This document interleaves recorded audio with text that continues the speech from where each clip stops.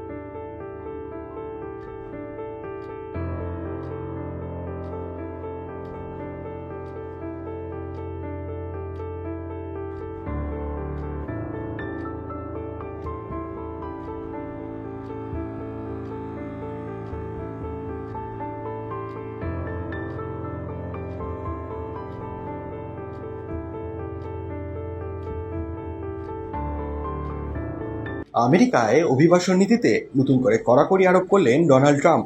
সম্প্রতি ওয়াশিংটন থেকে ঘোষণা করা হয় 12টি দেশে নাগরিকদের প্রবেশ সম্পূর্ণভাবে নিষিদ্ধ করা হয়েছে। সে সঙ্গে আরও 7টি দেশের নাগরিকদের উপর আংশিক নিষেধাজ্ঞা জারি করা হয়েছে।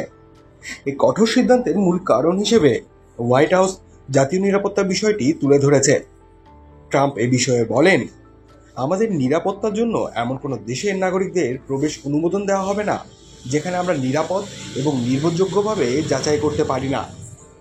এই নিষেধাজ্ঞায় থাকা দেশের তালিকায় রয়েছে প্রথমে Afghanistan, Iran, Yemen, Somalia, Sudan, Libya, Eritrea, Myanmar, Haiti, Chad, Equatorial Guinea এবং রিপাবলিক অফ কঙ্গো। পাশাপাশি Burundi, Cuba, Laos, Venezuela, Togo, Sierra Leone, Turkmenistan দেশের নাগরিকদের উপর আংশিক নিষেধাজ্ঞা আরোপ করা হয়েছে। হোয়াইট হাউসের মতে এসব দেশের মধ্যে অনেকেই সন্ত্রাসবাদী কার্যকলাপে জড়িয়ে আছে কিংবা আমেরিকার ভিসার মেয়াদ ফুরিয়ে যাওয়ার পরও অবৈধভাবে অবস্থান করছে।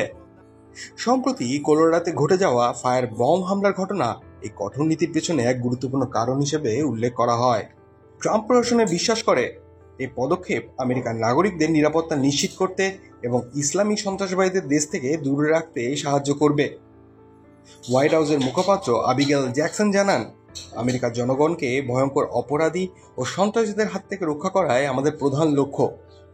এই কঠোর পদক্ষেপ ট্রাম্পের আমেরিকা সবার আগে নীতির অংশ হিসেবে দেখা হচ্ছে, যেখানে দেশের সুরক্ষা ও শৃঙ্খলা রক্ষা করা সর্বোচ্চ প্রাধান্য পায়।